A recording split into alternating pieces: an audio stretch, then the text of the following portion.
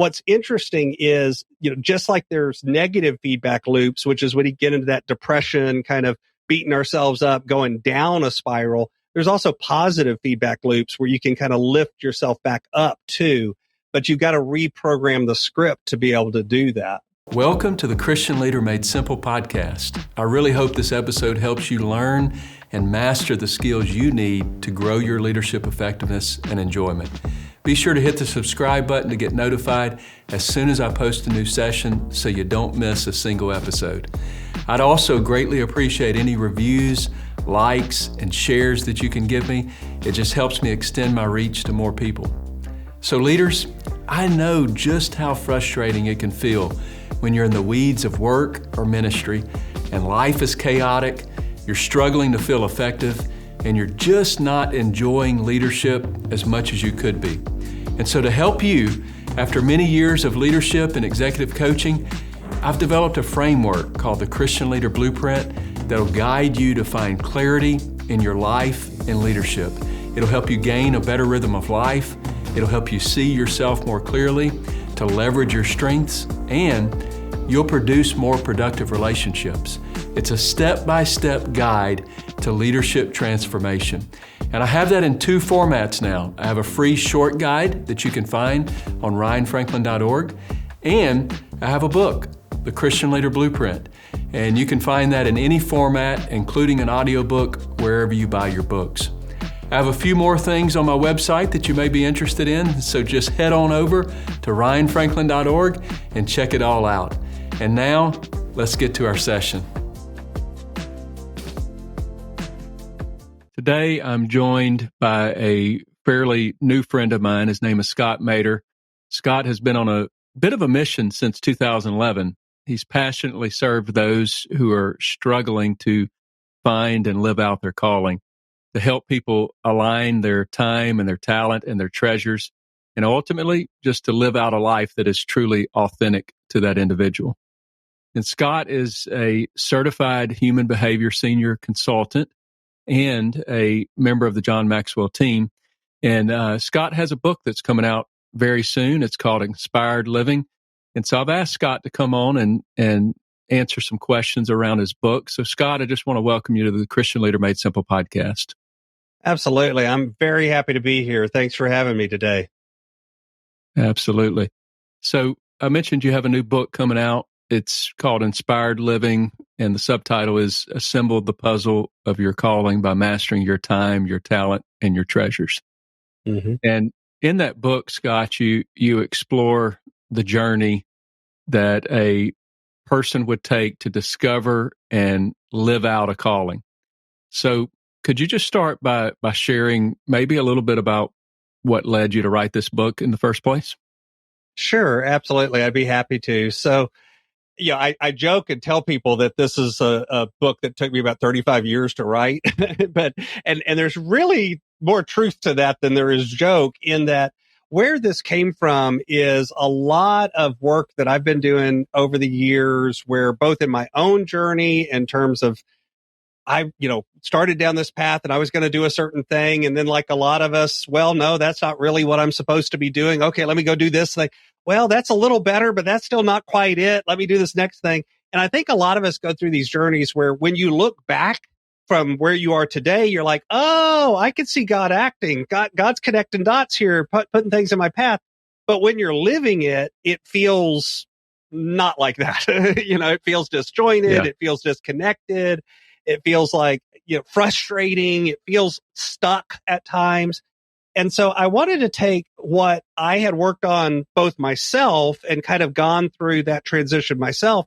And then now as a coach and the work I've been doing since 2011, and really it started before that, it just formally started in 2011 with training on how to help other people reframe, get unstuck, change their behavior, and kind of taking those two pieces and saying, okay, a lot of folks aren't never going to meet me as a coach. They're never going to sign up and see me as that. But if I could kind of crystallize some of the key activities, the key mindsets, the key principles that I think would help get people moving.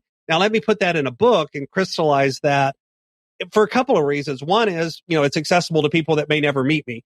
But the other is, I think for a lot of us, you got to get started somewhere. And a book is often the place where, at least for me, I've found that books are often the place where I read something and it's like, okay, now I at least have a handle to grab a hold of and get started.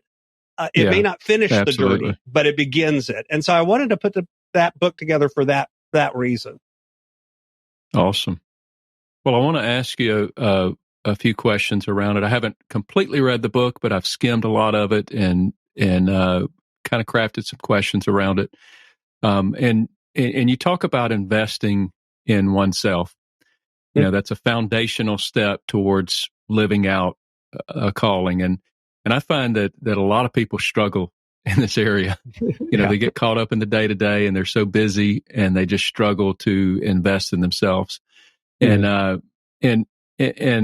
so some people would assume that if you're called to something, then your natural ability is just going to sort of kick in and your ability to succeed is just going to happen. And you and I both know that that's not true. Right. So why is it important? Just talk to that a little bit. Why is it important to invest in myself? Yeah. So investing in yourself has a lot of different layers or meanings to it as well. And some of it is, that self-development piece in terms of taking that skill that you already naturally maybe have some gifting for, some bent towards, but then it's, how do you actually make that into something that serves others? And I'm not even here talking about, it could be starting a business. It could be a ministry call. It could be something you do. You may have a career over here and do all your work and get paid and do this stuff. And yet this is your calling and it plays out in a different component of your life. I'm a firm believer in recognizing that we don't have to have our career and our calling. Those are two different things. We can have an assignment or career. We can have our calling. They're connected, but they don't necessarily mean the same thing. And so for a lot of us, it's spending that time to put some time and energy into not just doing it, but getting better at it and or learning how to use it in a way that, as a believer that serves others in a way that builds up the kingdom, that builds up other Christians on their walk, that reaches out to people who maybe have never even heard the word and introduces them. The loving service is fundamental to that. And the truth is you can't do that well until you both have the skill set and the investment in terms of that. But the other way I talk about investing in yourself is really, know thyself is kind of the other way to put it. And that I think a lot of times we're blind to the very giftings God has given us because we've never stopped to think about it. You're like you said, you're so busy just living the day to day. Just, I get up, I go to work, I come home, I got family time, I do this, I do that. I go take the kids to school, take the kids home, take the kids to the baseball game, soccer game. And you never actually sit down and spend some time to think about and create some white space around, no, wait, what should my life look like? What really am I being called to do? How am I being called to serve others? And we kind of, instead of living life intentionally and with design, we live life just kind of by accident and on, habit, by just rote, just action. And again, I'm not beating anyone up because I think we've all been there and spent time there. But you've got to step back from that and spend some time doing what I call the deep work, the hard work, of, wait, what am I supposed to be when I grow up? And by the way, you could be 65 years old and still asking that question. There's nothing wrong with asking that question. So true.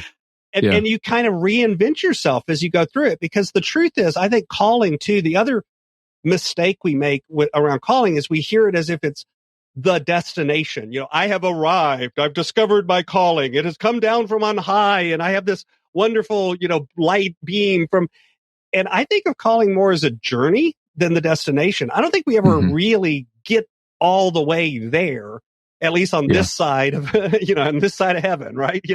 Maybe we come to our full realization in that end times, but right now it's always going to be imperfect because we live in an imperfect world. And I don't think we're perfect people, but it's on towards that journey of getting closer to it every day, moving a little bit further along. And that only happens not only by asking yourself that question once, what am I supposed to be when I grow up? But you kind of almost have to rinse and repeat and re-ask it and relearn it. So invest in yourself. The other factor that's important to realize is it's not one and done. It's not like you do this one time. It's like, yay, I've done it. No. Right. It's an ongoing throughout your life, always constant learning and growing, or else you're not really fully living out the calling. Yeah. Which it's sad when you find that 60-something-year-old that has never felt like they've lived out that calling. And I know it's a rinse and repeat, and we have to continually reevaluate, shift things, look at where our life is and make those adjustments. But what's really sad is when people live a majority of their life and they really haven't felt like they've been in touch with that calling. And so that's part of your mission in your book and in your company where you're coaching and where you serve people. You also talk about limiting beliefs, and you've kind of dabbled in that just a little bit as in those first couple of questions. But what is specifically limiting beliefs, and what are some of the detrimental effects that we could have on those from having limited beliefs? And what's a process of sort of kind of or maybe some first steps in overcoming those limiting beliefs?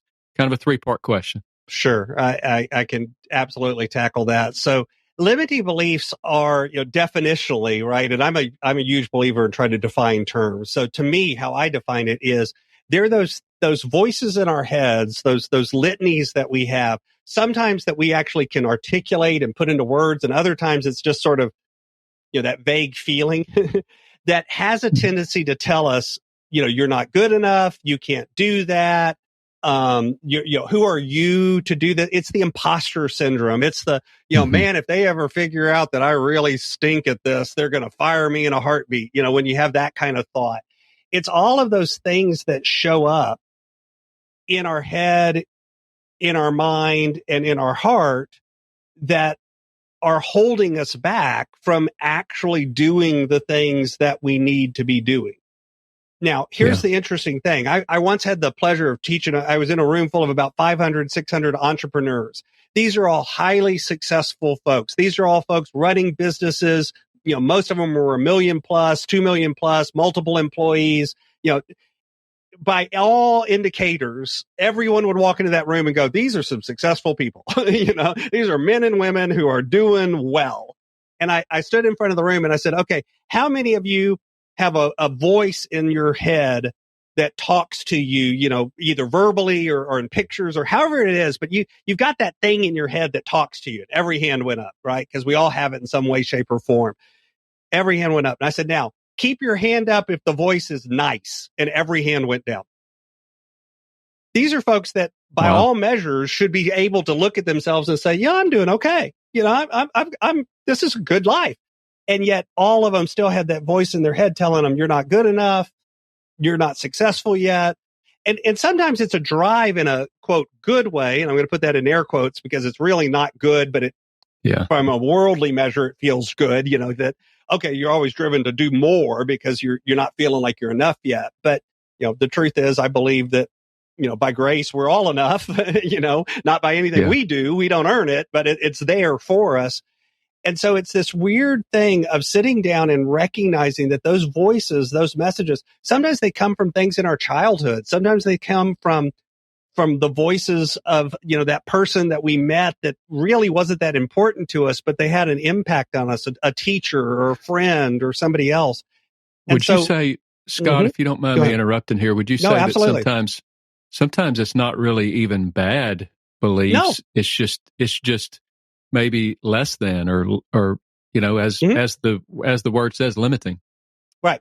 Yeah. Good and bad. And I'm using the frame bad, and you're right. I should clarify that, because good and bad here is not relative in terms of the value of the statement. Good and bad here is in terms of whether or not it's helping you move forward or holding you back. It really limiting, and you're right, the word is limit for a reason. It holds you back from achieving all that, you're meant to achieve, all that God has put you on the planet to do.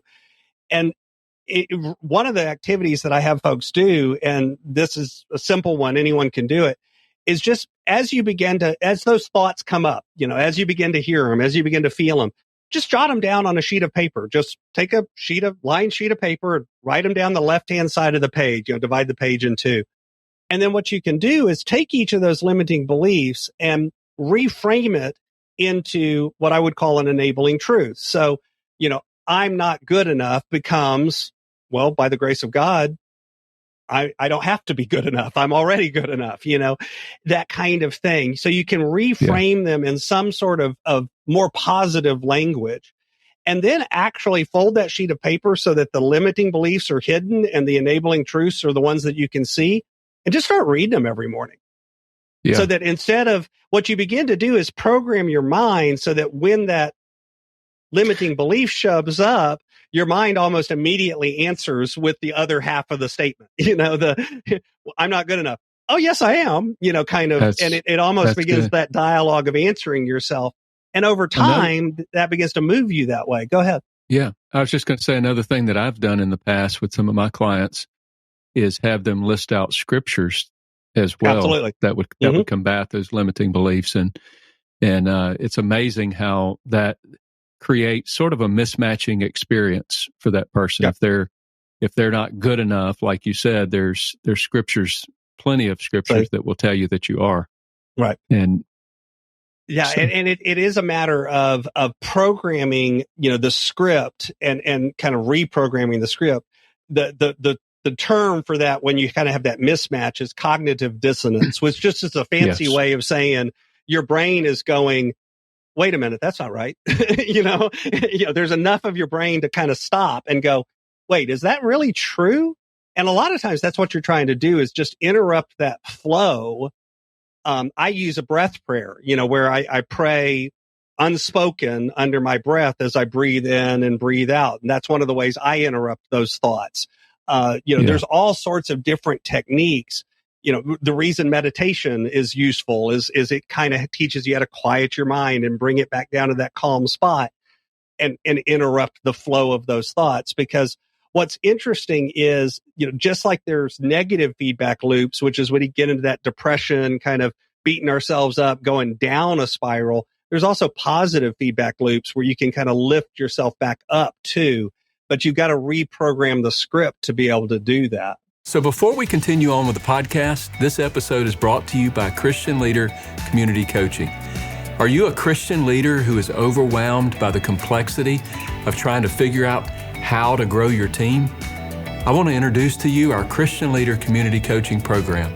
We have an easy-to-use online platform that has a full archive of courses, supportive community, live group coaching, and elements that are customizable specifically for your team. And I've personally seen the quick and enormous impact that it can have on a team of leaders who are focused together on learning and mastering the skills needed to grow their leadership effectiveness and enjoyment. And we want to be a part of that with you. We want to help you create and implement a plan. The community is very much affordable, but I would say that you can't afford not to have focused growth within your team. Your results heavily depend on it. So don't wait any longer. Let's do this together. Go to ryanfranklin.org and join Christian Leader Community Coaching today.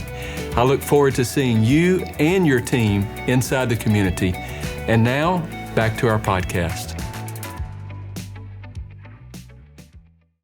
So, Scott, is that you mentioned in your book, Hacking the Habit Loop. Does that have anything to do with that as well?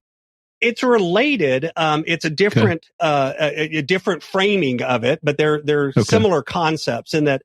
So habits, right, are anything that we do just kind of without thought by repetition.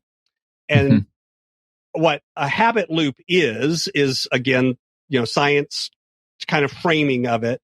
You have a cue, that's something that triggers the habit. Then you have the habit, the behavior, the thing you do, and then you have a reward.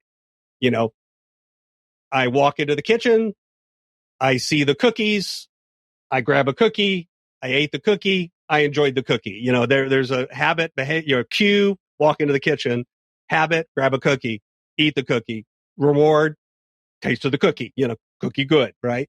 So you kind of have those sorts of behaviors. Well, the interesting thing is you can break those habits, but you need to identify the parts, because if the cue is I walk into the kitchen and see the cookies, move the cookies, hide the Don't cookies. buy the cookies. Don't buy the cookies, whatever, but get the cookies out of sight, out of mind. Maybe you don't live in the home alone. And if you got rid of all the cookies, you'd be in trouble. Okay, great. Then just put them in a bag where you can't see them, that kind of thing. You're beginning to interrupt, again, that same sort of pattern. In this case, it's focused on a behavioral pattern rather than an internal script pattern. But it's the same concept of once you identify, what's the trigger, what's the behavior, what's the reward, you can begin to kind of manipulate those different parts. You can either link the trigger to a different behavior or to a different reward, which now changes what you do. So instead of, you see the cookie and instead of grabbing the cookie, you technically could grab a bunch of grapes or a banana, but again, that takes a little bit of work and effort and willpower and setup. You actually have to go through the process of making it available and easy. So I talk a lot about friction versus smoothness. What we want to do is put friction around things we don't want to do and make smooth the things we do want to do. Make it easier to grab the banana than to grab the cookie. All of a sudden, you're more likely to grab the banana, if that makes sense. Yeah, absolutely. So you also talk about quite a bit about investing in others, and this being a vital step as well towards fulfilling a calling.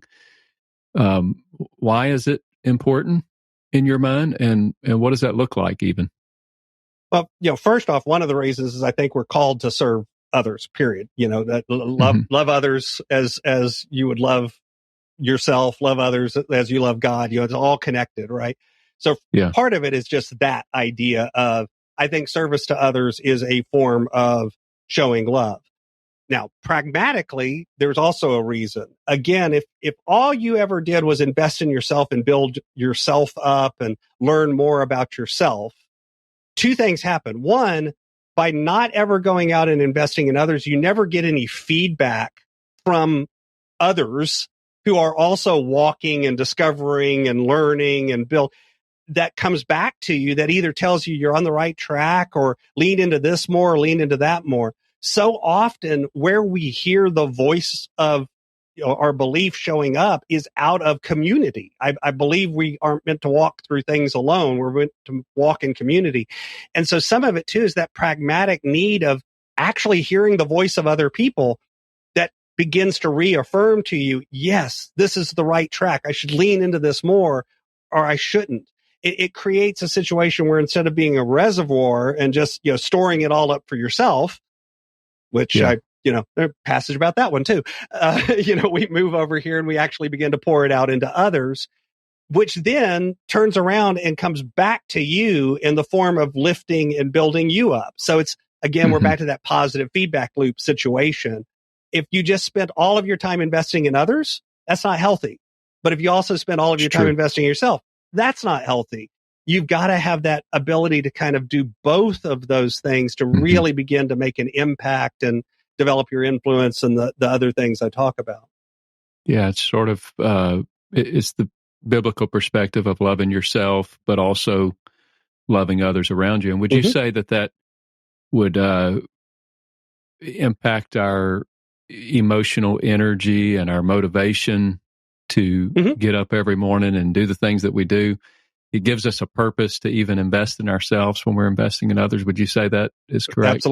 Absolutely. That's the positive feedback loop. It's out of the voice of others is where I begin to both hear affirmations and by the way, let's be truthful and honest. Sometimes you hear really negative things too from other people.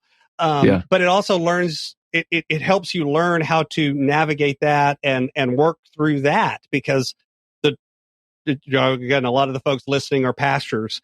I preach a lot in a lot of different churches, and it's always interesting the feedback you get, because sometimes unintentionally people give you feedback that it's like, wow, that was really not nice, but okay, and they, and I honestly truly believe most people don't mean it that way, but it still comes across. And so you have to learn how to take that and accept the feedback for the feedback that it is, and learn from it and grow through it, but also not let it be the thing that defines who you are and what your worth is and all of those other things, because your worth, your worthiness is not found out of the words of others, but often out of the words of others is giving you direction and energy and that ability to lean into and find that purpose. That is where your real worth and connection comes from, because that's actually what connects you back with the Spirit. Absolutely. It's the Lord designed it that way. He designed it so that we would need Him first and foremost and primarily, but He also designed it where we need others in our life. And it's not, it could be serving others, but it's also fulfilling, like you had mentioned. We're receiving those key relational nutrients in our life of acceptance and, validation and encouragement as we're living out our calling and serving others. Absolutely. So, Scott, you transitioned from a career or a potential career in biochemistry and genetics to becoming a teacher. And that's quite a jump. And I'm sure that this had something to do with your calling. Tell us more about that. And if you don't mind, just tell us more about that. Sure. So you're right. I actually went to college and got a degree in biochem and a second degree in genetics and was doing medical research work. And always through high school, my thought was I was going to get an MD, I was going to get a PhD, and I was going to do research. Well, as an undergrad, I actually started working in labs and doing research work. And I figured out real quick that, it turns out that about 90% of the time and effort was spent finding grants and finding money, and about 10% was actually doing the work. And quite frankly, that didn't connect to me in a way that I felt was authentic to what I want. When I said I wanted to serve others and make a difference in people's lives, this didn't feel like it, anymore. And so I pivoted. Like you said, I became a school teacher, and I went through a program that they have here called alternative certification. So I didn't have to go back to college and get a degree in education. I could do it with the science degree I had. And I began to teach 6th grade, 7th grade, 9th grade, 10th grade, 11th and 12th grade over a 16-year, period of being a teacher. I loved teaching. It moved me in a way that began to connect more with what I felt I was supposed to be doing, what I felt was serving others. I loved pouring into the kids. I loved building them up.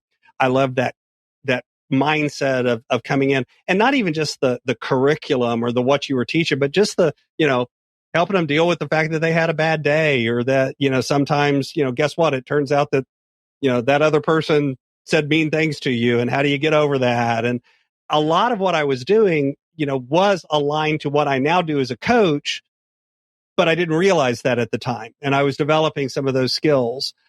So it was very fulfilling, but teaching is also emotionally draining. And to me, teaching is also a lot of hours for very low pay. And eventually the pieces of it I loved were still there, but I wanted to do something else that kind of began to move into other areas of my life as well. So I left teaching after 16 years to go into, and I actually went into the corporate world for 11 years before I started the coaching business. Yeah.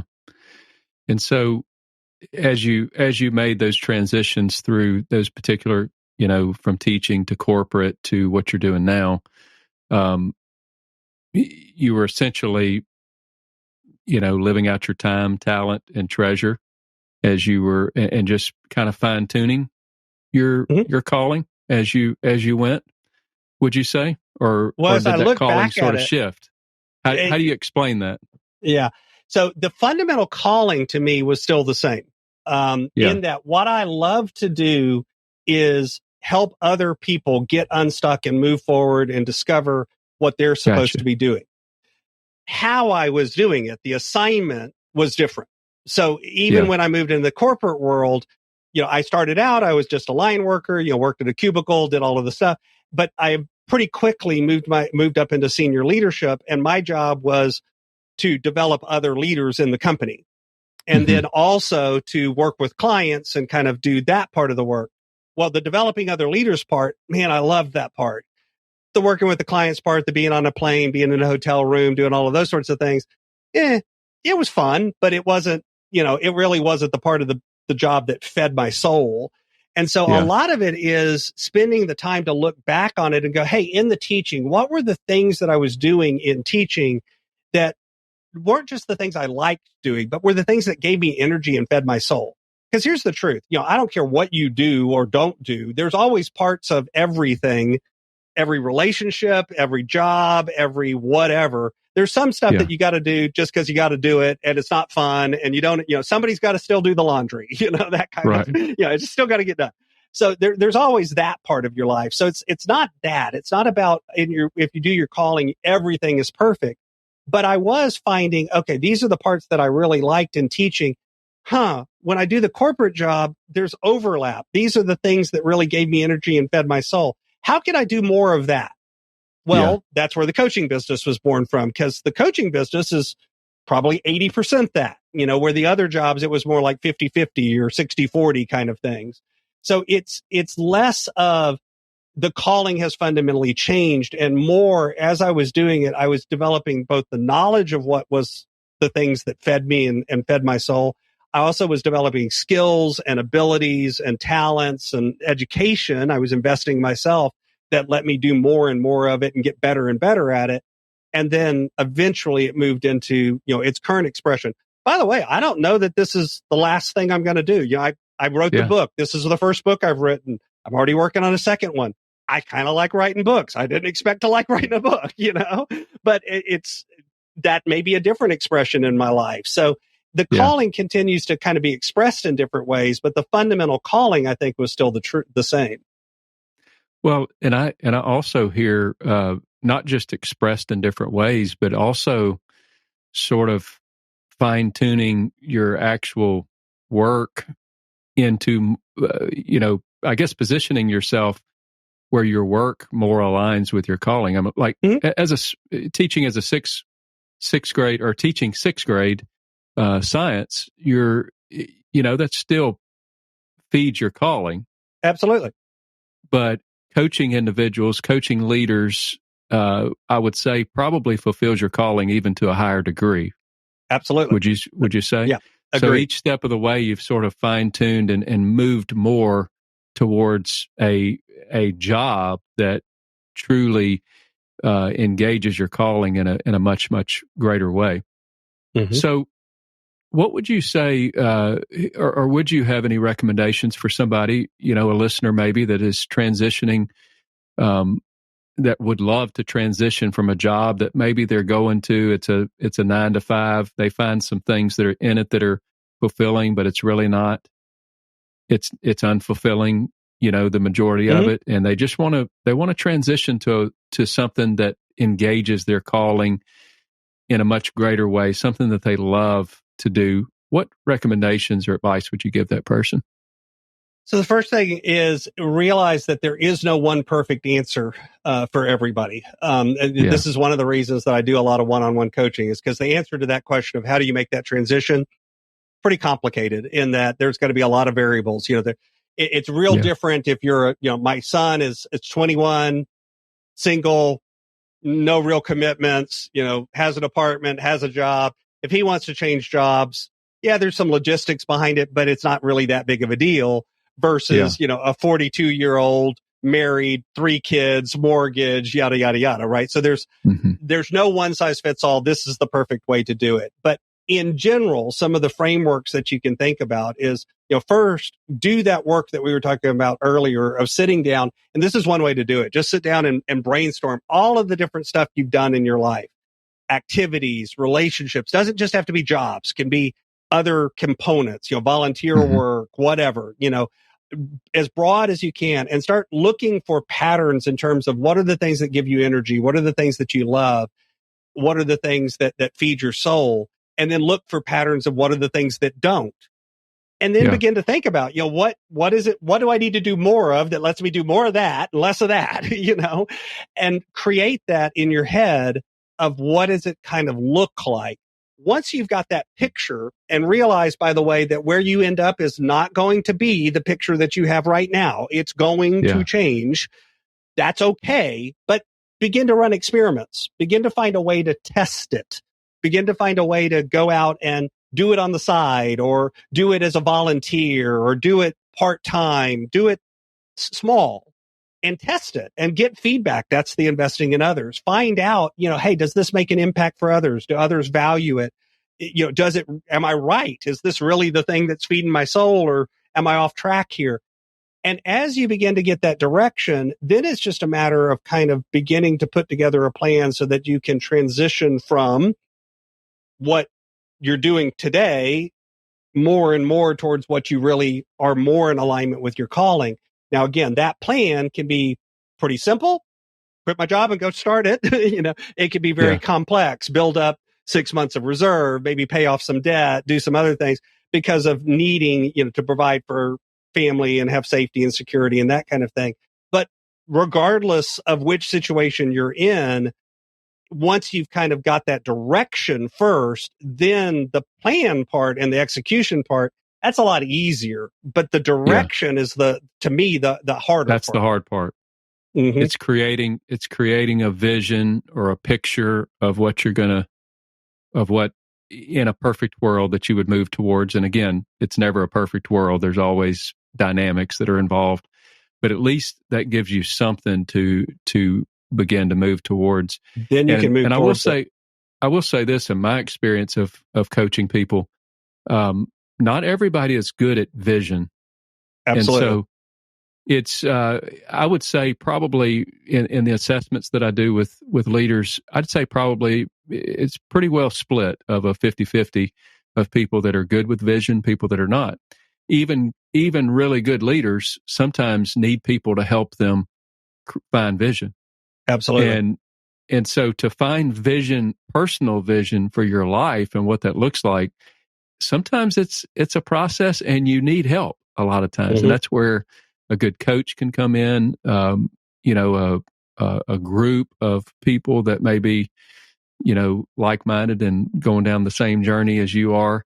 Mentors, a mastermind. There's lots of different avenues. Yeah, exactly. Mm-hmm. Exactly. To help you kind of zero in on that vision, and that vision can evolve as you get going. But you got to have something to move towards, something to get your wheels turning in a particular direction, and then you and the Lord and people around you can help shape that and direct it as it goes. Right.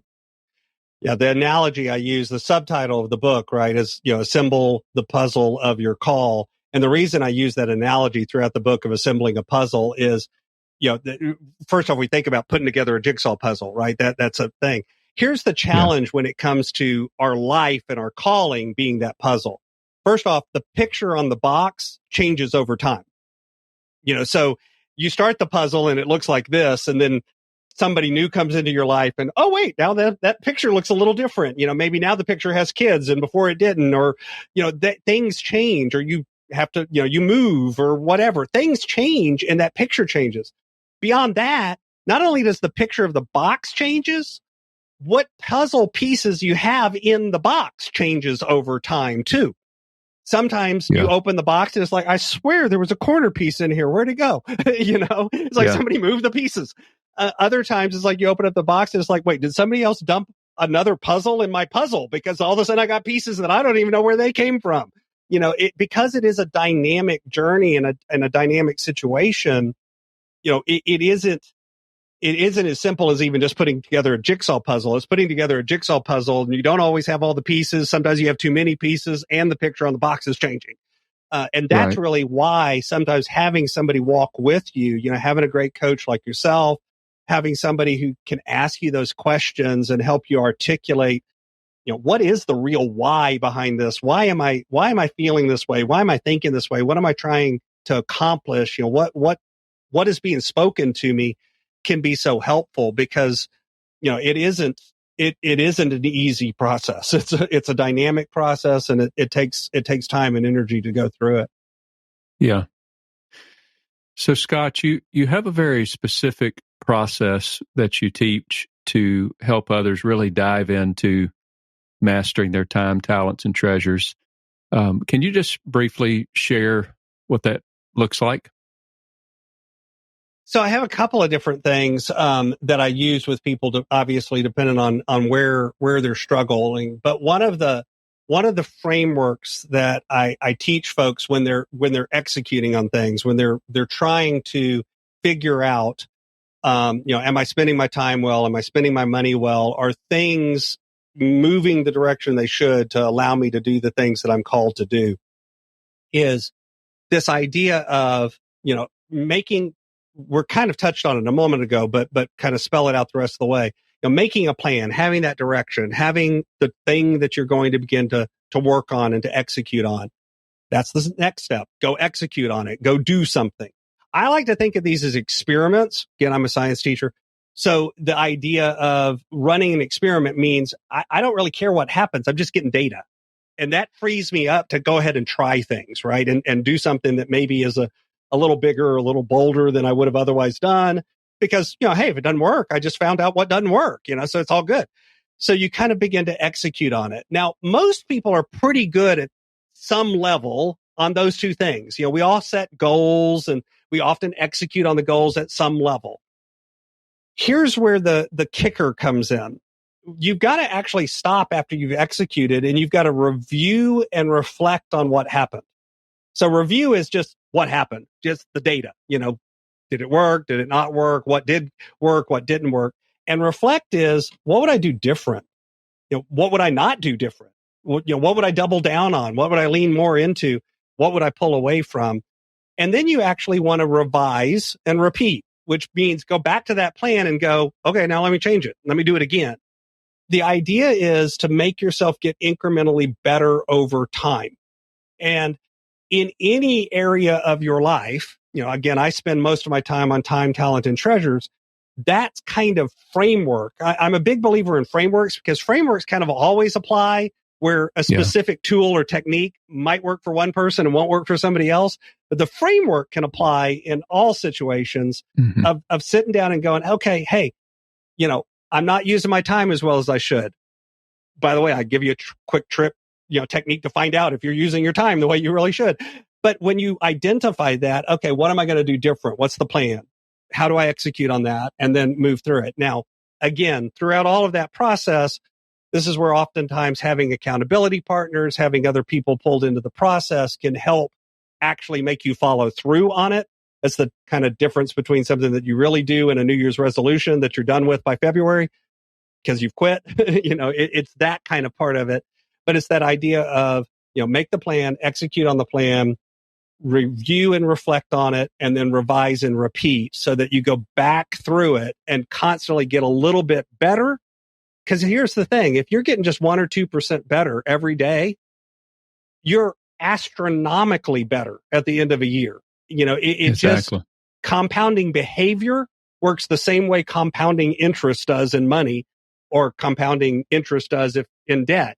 Those are positive or negative, but that idea of just it keeps growing over time. Same thing happens with behavior. If you can just incrementally make the behaviors better each and every day, then you actually end up millions of times better than when we try to do things in these quick, sudden changes that don't actually stick. Absolutely. The 1% ladder. Absolutely. Mm-hmm. Yeah. So, Scott, as we wrap this up and come to our final couple of questions, I just want to ask you if you have any final advice that you would like to give our listeners. Maybe there's some people that are listening that feel stuck in their journey, haven't truly found their calling. Do you have any final advice for those individuals? So I'll give you one of the things that I tell people is I find myself saying this a lot is we come to things and we look at it and we say, what makes us feel stuck? For me, a lot of folks come to us and say, I don't have enough time, or I don't have enough money. Time and money are both finite resources. So it turns out a lot of the ways we view them and a lot of the ways we act around them are actually really similar in a lot of ways. That's one of the reasons it's kind of easy for me to work in both of those. And we find ourselves saying, I don't have enough time. I don't have enough money. First off, one trick and realization is you don't actually have a time or a money problem. You have a talent problem, because how we handle our time and how we handle our money is actually all about how we handle ourselves. It's actually a me problem. It's you're both the problem and you're the solution. Because the only way to have time and money behave right is by having you have the right relationship with time and money, where you're looking at it and you're stewarding it well, and you recognize that, hey, this isn't mine. I'm just here to manage it. And I've got that mindset of how do I best manage this? How do I turn this into a resource that really blesses others, blesses myself, and blesses the kingdom? And once you kind of have that framework, it begins to help you look at it different and recognize that the time and the money is really the symptom, not the problem. But that also means that you've got the solution right there within you as well. Yeah. We're both the problem and the solution at the same time. Absolutely. Mm-hmm. Yeah. So last question here, and this is something that I ask all of my guests. It can be related to this subject, but doesn't have to be. What's one thing that you wish that you could tell your younger self, Scott? That I've been asked that in different ways over the years, and I've really tried hard to have a life where I don't look back on things with regret. I look back on things and go, yeah, there's things, there's lessons I've learned from it, because I kind of like who I am today. Didn't always like who I was, but I kind of like who I am today. And so some of that stuff I went through that was bad got me where I am today. But what I've always said I would tell my younger self is really, just lean into it and enjoy the process, enjoy the journey. I think all too often, I'm a very high detail type, C on the disc model, type A personality, I relate. I overstressed everything, and I think with maturity, I've recognized that having that flexibility to live in that uncomfortable space and that tension of being in between, that tension of not having all the answers, but that's okay, I wish I could have done that younger. Now, truth be told, I think the only way you get there sometimes is with experience. So I'm not sure that I would have gotten it there younger, but that's what I would try to tell myself. Yeah. Well, Scott, this has been a tremendous conversation, and I just want to thank you so much for your time today. If people want to connect with you in some way, where can they find you online? And also, where can they purchase your book? Absolutely. I'd be happy to share. So I actually put together a landing page just for your listeners. So if you go over to my website, which is inspiredstewardship.com/Christian leader for the podcast, you'll find a page there. I've got some free resources that folks, so if you're kind of struggling in one of these areas of time, money, or talent, and you want just some free resources, there's a place there that they can follow me on social media, get the book, find out more about my podcast if you're interested in checking that out. And there's even a place they could book a quick call. So if somebody finds themselves struggling, they've got some questions, and they just want to have a 30-minute, this isn't for me to sell you anything. It's really just, if there's any way I could help you out, you're welcome to do that. And then you can find out everything else about me over there. So that's at inspiredstewardship.com/Christian leader. Awesome. Well, thank you for that invitation to the listeners, and we'll definitely put those links in the show notes for you. Absolutely. So this concludes our show today, and my name is Ryan Franklin. Thank you so much for joining us on the Christian Leader Made Simple podcast.